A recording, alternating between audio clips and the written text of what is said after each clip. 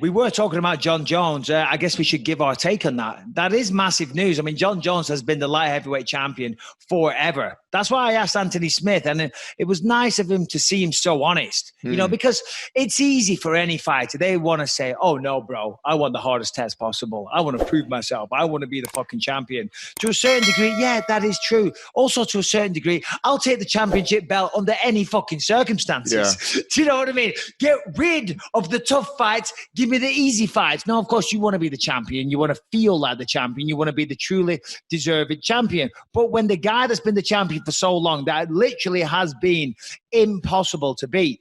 Jones has been impossible to beat, and beaten everybody there is. And he's cleared out the top five. Like everyone who's in the top five, he's already beaten. So there's not much left there for him. And he's cleaned out the top five throughout history, going back however many goddamn years, right? So he's done his work at 205. I feel he's got nothing more to prove.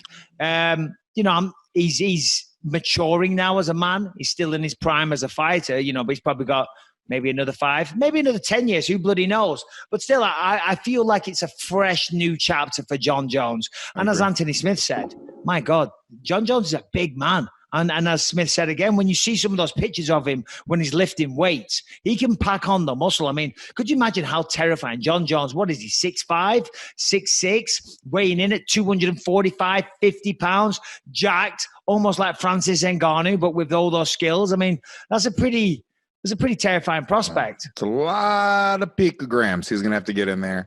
I'll tell you that much. Look, here's the thing. And Anthony said it right. He made the comparison to George St. Pierre, which is like, he did what he had to do with that division, step away. And time did sort of heal, because I remember at the time, even it's a hard thing as a fan when the next guy who has that title after it's relinquished, and after that guy just says, I don't want it anymore. And it's not even like he just had to retire or whatever. It's because he's beaten everybody. He's like, I'm just too good. I got to go off and do something else and challenge myself with other things. It's sort of tough. I think for the next guy who wins that title, I think the fans, it takes a couple of years for people to sort of forget how that title moves through whatever hands. And I think it takes a couple fights for that champion to establish themselves as the true champion. But it did happen. I don't even remember the trajectory of the 170-pound title at this point. I don't remember who passed it off to who.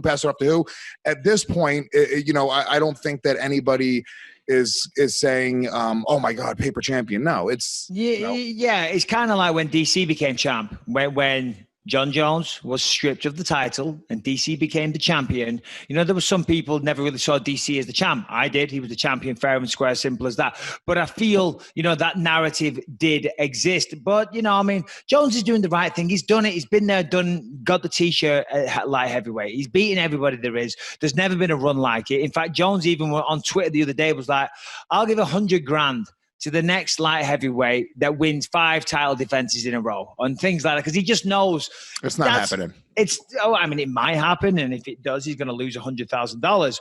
But more than likely not going to happen. He's moving up to heavyweight, which I think is very exciting. But Dana White has came out though and said Jon Jones will not leapfrog Francis Ngannou. So they're sticking with the title fight of Stipe versus Francis Ngannou, because Dana said Francis has deserved it. There's no way you can step in front of him.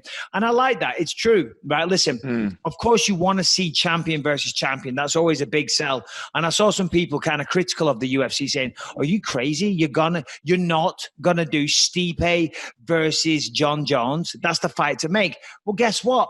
If Ngannou beats Stipe, it's still champion versus champion. Jones, and it's a tougher matchup, in my opinion. Dude, if I'm Jon Jones, I want to fight Stipe over Ngannou all day. Stipe beat Ngannou, right? Yeah, it doesn't matter. It's stylistically. You're talking about Ngannou can knock Jon Jones's head off, but it's not that Stipe doesn't have knockout power, but not like Ngannou. Well, nobody has knockout power, right? Exactly. You know what I mean? All Ngannou's got to do is touch him, and Jon Jones has been touched. Jon Jones has been hit before. It's not like Jon Jones is like untouchable. So I think to be honest with you, and you're right. MMA math doesn't work. I think Jon Jones beats Stipe, but I don't think he beats Ngannou. You're out of your mind. You're out of your mind. You're looking at it from a pure violence perspective. And a pure violence perspective in a pub, in a restaurant, someone just going fucking crazy and swinging haymakers. I'll take Francis Ngannou any day of the week. For anybody in the world. Anybody. It's like, okay, you can pick one person. The shit's going to hit the fan pretty quick. We're going in here. We're going to take out 5 guys. Who do you want? Give me fucking Nganou. Is that true? Is that because you know a lot of fighters? You've been a fighter for 20 years, right? This is actually, it's interesting because we've made this joke before. Nganou could just do the Zangief from fucking Street Fighter. Spin round in a fucking circle, knock everyone out. I'll just be leaning on the bar, having a fucking pint. Yeah, well done, Francis. Let's go get a chip butty. Is that who if you had to pick one guy, because you see these memes a lot as well, you get to pick one fighter in history. It could be any fighter in any martial art, any sport, anything. It could be Bruce Lee. It could be Mike Tyson. It doesn't matter. One guy, back to back, you guys are in a bar fight against 4 people. It's 2-on-4. Who's the one guy you picked out of everybody you know? You know some tough motherfuckers. Yeah, probably Nganou.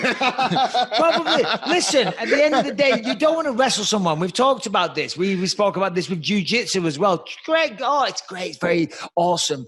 Jiu-jitsu, the art, the gentle art. You use the power against them. You don't want to be rolling around on the floor in a real life situation. Nganou can just flick someone. Their head comes off their shoulders and you're good. He's still standing there. He's fresh. He's still got his pint. He hasn't even broken a sweat. You know what I mean? Whereas grapplers, they're going to roll around the floor. Yeah, Nganou, baby. Top of the food chain. Doesn't get any better than that. Francis Ngannou in the pub, 2-on-2. Let's fucking rock. Bisping and Nganou. In fact, Bisping and Nganou take on the world. There's not a fucking another couple out there, right? Nganou beats them all. Simple as that. That's my guy. It's the new Rush Hour. We got to do a new Rush Hour movie with Bisping and Nganou.